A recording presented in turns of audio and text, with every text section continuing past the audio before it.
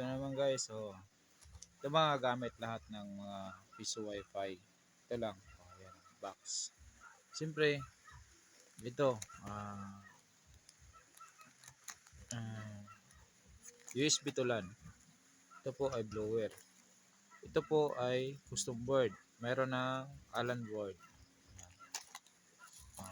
Pati yung pin slot. Power supply. And then, coin slot.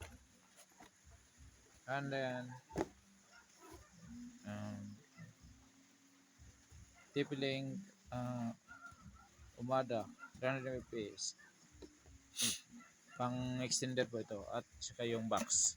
Makagawa na kayo ng piso wifi. Simple naman, meron pa rin ito po ay memory card 32 gig.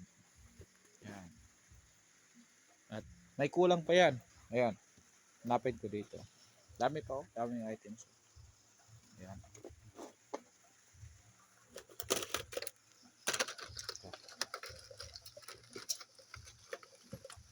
Ayan.